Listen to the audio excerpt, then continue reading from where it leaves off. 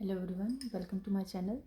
सो आज हम पढ़ रहे हैं ह्यूमन बॉडी में फ़ैट के डाइजेशन एंड एब्जॉर्प्शन के बारे में। ठीक है, तो यहाँ हम फ़ैट के डाइजेशन के बारे में एंड एब्जॉर्प्शन के बारे में स्टेप वाइज पढ़ेंगे, क्योंकि इसमें काफ़ी स्टेप्स हैं। ठीक है, तो फ़ैट का डाइजेशन जो होता है वो बेसिकली मेन जो उसका डाइजेशन होता है वो स्मॉल इंटेस्टाइन में होता है, बट उसके पहले वो माउथ एंड स्टमक में उसका डाइजेशन हो जाता है। ठीक है, कैसे ये हम स्टार्ट करते हैं। ठीक है, देखते हैं।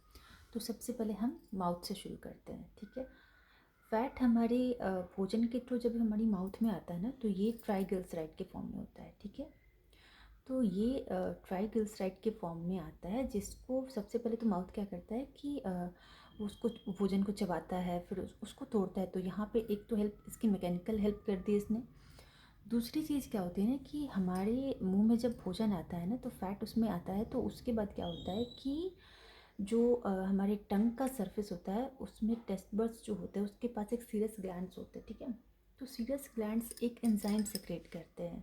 उस एंजाइम का नाम होता है लिंगुअल लाइपेज एंजाइम। ठीक है, तो ये लिंगुअल लाइपेज एंजाइम जो होता है ये फैट पे काम करता है। क्योंकि फैट ट्राइग्लिसराइड फॉर्म में होता है, तो वो लिंगुअल लाइपेज जो एंजाइम होता है इस ट्राइग्लिसराइड फॉर्म को तोड़ने की कोशिश करता है, तोड़ता है। ठीक है, उसको diglyceride and free fatty acid में तोड़ता है। ठीक है, बट क्या होता है ना कि जो हमारे मुंह में भोजन बहुत कम टाइम के लिए होता है, तो सलाइवा के साथ ये एंजाइम रिलीज तो हो जाता है और ये भोजन में मिक्स भी हो जाता है। बट ये क्या करता है कि अभी उस मुंह में भोजन का टाइम तो काफ़ी कम रहा, तो ये एसोफेगस के द्वारा क्या करता है कि ये भोजन के साथ मिक्स होके हमारे स्टमक तक पहुंच जाता है। ठीक है, जब स्टमक में पहुंचता है तो ये अपना काम जारी रखता है। ठीक है, तो इसके बाद क्या होता है ना कि स्टमक में भी एक जो एंजाइम होता है जो कि फैट पे काम करता है, वो होता है गैस्ट्रिक लाइपेज एंजाइम।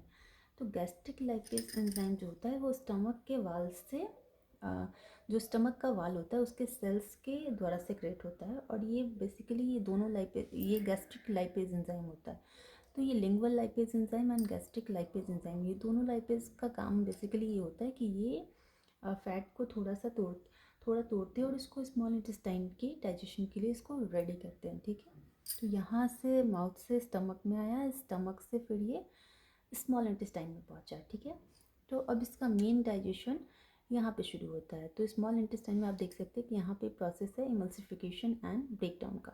ठीक है, ब्रेकडाउन तो आप समझ रहे होंगे। इमल्सिफिकेशन क्या होता है?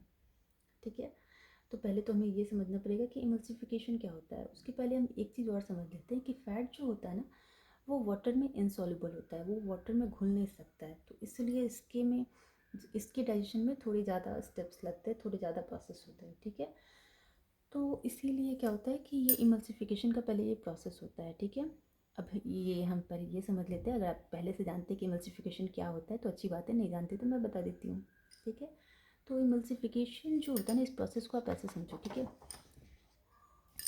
ये एक ऐसा प्रोसेस होता है ना कि जैसे कि अब लिपिड जब भी स्मॉल इंटेस्टाइन में एंटर करता है तो ये लार्ज लिपिड ड्रॉपलेट्स के रूप में एंटर करता है। ठीक है, तो अब इसमें क्या होता है, इमल्सिफिकेशन एक ऐसा प्रोसेस होता है ना कि जिसमें फ़ैट की जो बड़ी ड्रॉपलेट्स होती है ना, वहाँ पे वो बॉयल सॉल्ट्स की हेल्प से छोटे छोटे टुकड़ों में, छोटे छोटे ड्रॉपलेट्स में टूट जाता है। ठीक है, तो यहाँ हम बात करेंगे इमल्सिफिकेशन की, बाइल सॉल्ट्स की, और इन सब की बात करेंगे। ठीक है, तो पहले हम बाइल सॉल्ट्स के बारे में समझ लेते हैं कि बाइल सॉल्ट्स कहाँ से आता है। तो बाइल सॉल्ट्स में क्या आता है, बाइल। बाइल का उत्पादन कहाँ होता है? बाइल का उत्पादन होता है लीवर में। ठीक है, और लीवर के बाद फिर ये गॉल ब्लैडर में इसका स्टोरेज होता है। ठीक है, फिर बाइल क्या करता है ना कि बाइल जो होता है water, cholesterol and bilirubin and most important bile salts के साथ मिलके ये जो बाइल होता है ये इन सब के साथ मिलके बना होता है, water, cholesterol, bilirubin and bile salts का। तो बाइल सॉल्ट्स वहीं से आता है। ठीक है, तो बाइल सॉल्ट क्या करता है कि बाइल सॉल्ट का स्ट्रक्चर ऐसा होता है ना कि इसका एक सिरा जो होता है वो हाइड्रोफिलिक होता है और एक सिरा हाइड्रोफोबिक होता है। अब चूंकि फैट जो होता है वो वाटर में इनसॉल्युबल होता है। ठीक है, मीन्स ये हाइड्रोफोबिक है, मतलब पानी से डरता है। तो बाइल सॉल्ट का एक सिरा जो होता है वो हाइड्रोफोबिक होता है। तो ये क्या करते हैं ना कि ये जो हाइड्रोफोबिक वाला इसका सिरा होता है ना बाइल सॉल्ट्स का, तो वो चिपक जाते हैं, जो लार्ज लिपिड ड्रॉपलेट्स होते हैं ना इसमें चिपक जाते हैं, और फिर क्या करते हैं ना कि इंटेस्टाइन का जो मूवमेंट होता है ना उसके साथ मिलके ये क्या करते हैं कि ये जो लार्ज लिपिड ड्रॉपलेट्स होते हैं इस पर पुलिंग फोर्स लगाते हैं, जिससे ये छोटे छोटे एमल्सिफाइड ड्रॉपलेट्स में टूट जाते हैं। ठीक है, तो अ, अभी क्या करता है कि इसका ये टूट के यहाँ पे छोटे छोटे टुकड़ों में बट गए, तो ये बाइल सॉल्ट्स क्या करते हैं ना कि टूटने के बाद बाइल सॉल्ट्स जो स्मॉल ड्रॉपलेट्स होते हैं ना इनको चारों तरफ से घेर लेते हैं ताकि ये फिर आपस में ना चिपके। ठीक है, अब ये इमल्सिफिकेशन का प्रोसेस क्यों होता है, क्यों, इसके क्या फ़ायदा है। ठीक है, तो फ़ायदा इसका ये है कि अभी इसके बाद क्या होता है ना, इमल्सिफिकेशन के बाद इसकी डाइजेशन की बात आती है। जब जब पैनक्रियाज से एक एंजाइम सेक्रेट होता है, पैनक्रियाटिक लाइपेज एंजाइम, जो कि फैट का डाइजेशन करता है। तो अगर मान लो कि अभी ये लार्ज लिपिड ड्रॉपलेट है, तो अगर इस पे जो पैनक्रियाटिक लाइपेज एंजाइम काम करना शुरू करेगा तो ये ऊपर ऊपर से काम करेगा, बट अंदर का जो एरिया है उस पर कैसे काम करेगा। तो अगर ये छोटे छोटे टुकड़ों में बट गया तो उसके लिए तो ईजी हो जाएगा ना, उसका सरफेस एरिया बढ़ गया, अब छोटे छोटे टुकड़ों को जल्दी जल्दी डाइजेस्ट कर पाएगा।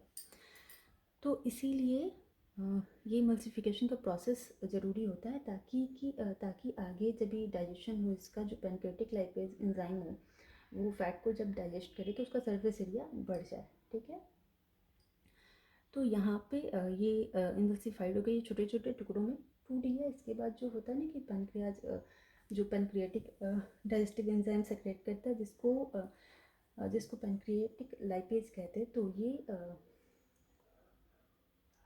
ये क्या करता है ना कि इन छोटे छोटे ड्रॉपलेट्स को तोड़ता है और तोड़ के उनको 2 फैटी एसिड एंड 1 मोनोग्लिसराइड में तोड़ देता है। ठीक है, 2 फैटी एसिड्स एंड 1 मोनोग्लिसराइड में तोड़ देता है। देखो, 2 फैटी एसिड एंड 1 मोनोग्लिसराइड्स में इसको तोड़ देता है। ठीक है, अब इसके बाद आगे क्या होता है, आगे क्या होता है कि बाइल सॉल्ट्स जो होते हैं ना कि इन मोनोग्लिसराइड और फैटी एसिड्स को भी आपस में घेर लेते हैं। ठीक है, चारों तरफ से घेर लिया, और घेर लिया तो चूंकि इसका हाइड्रोफिलिक साइड जो होता है, बाइल साइड्स का जो हाइड्रोफिलिक साइड्स होता है वो बाहर होता है, तो ये वाटर में घुलनशील हो गया। तो ये इसको क्या करते हैं ना कि, तो इसको बोलते हैं हम मिसल्स।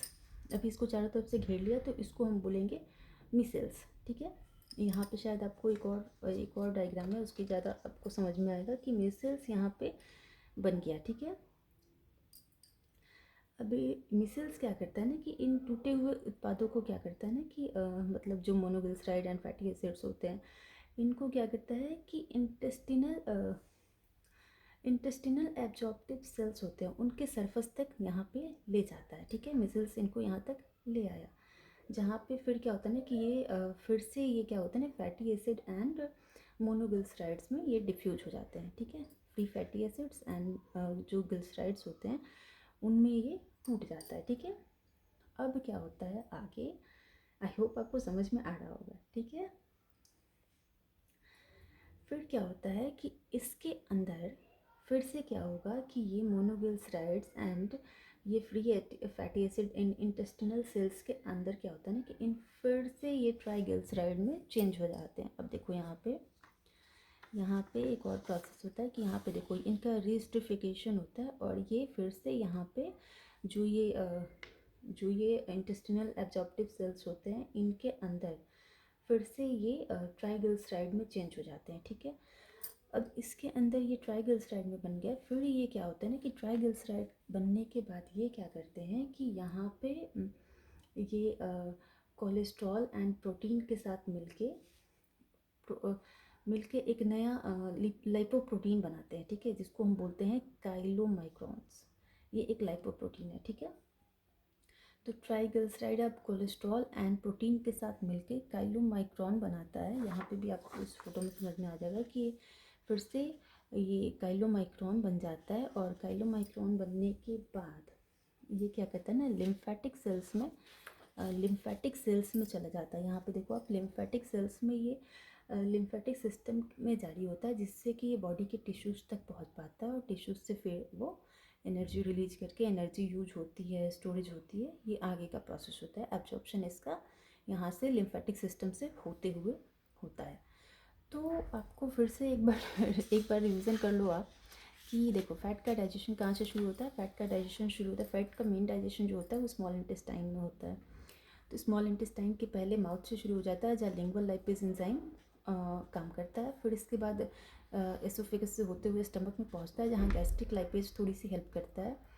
और उसके बाद फिर ये स्मॉल इंटेस्टाइन में पहुंच जाता है। स्मॉल इंटेस्टाइन में इमल्सिफिकेशन का प्रोसेस होता है, जहाँ पे लार्ज लिपिड ड्रॉपलेट्स जो होते हैं वो टूटते हैं और छोटे बाइल सॉल्ट्स की हेल्प से वो छोटे ड्रॉपलेट्स में टूट जाते हैं। फिर जो बाइल सॉल्ट्स होते हैं, यहाँ पे देख लो आप, जो बाइल सॉल्ट्स होते हैं वो इन पे फिर से इन स्मॉल ड्रॉपलेट्स को कवर कर लेते हैं। इनको फिर पहले फैटी एसिड्स एंड मोनोग्लिसराइड्स में तोड़ते हैं। फिर इसके बाद इनके चारों तरफ से जो हाइड्रोफोबिक एरिया होता है इसका, उससे चिपक के फिर इस मिसल्स का निर्माण करते हैं। मतलब उसको मिसल्स बोलते हैं। ये मिसल्स फिर से जो इंटेस्टिनल एब्जॉर्प्टिव सेल्स होते हैं उनके सरफेस तक जाते हैं। फिर ये वापस monoglyceride and free fatty acids में मतलब डिफ्यूज हो जाते हैं। फिर ये डिफ्यूज होके फिर ये वापस ट्राइग्लिसराइड का फॉर्म ले लेते हैं। और ट्राइग्लिसराइड का फॉर्म लेने के बाद फिर से इनका रीस्ट्रिफिकेशन होता है एंड फिर ये ट्राइग्लिसराइड बन जाते हैं। ट्राइग्लिसराइड बनने के बाद ये फिर से कोलेस्ट्रॉल एंड प्रोटीन के साथ मिलकर काइलोमाइक्रॉन्स लाइपोप्रोटीन का बन जाते हैं। और फिर ये लिम्फेटिक सिस्टम के माध्यम से टिश्यूज़ तक पहुंचते हैं, जहाँ पे इनका एब्जॉर्प्शन होता है, इनकी एनर्जी यूज होती है। ठीक है, तो आई होप आपको समझ में आया होगा। और अगर कुछ ना समझ में आए तो आप फिर कमेंट करके ज़रूर पूछ सकते हैं। सो आज के लिए थैंक यू।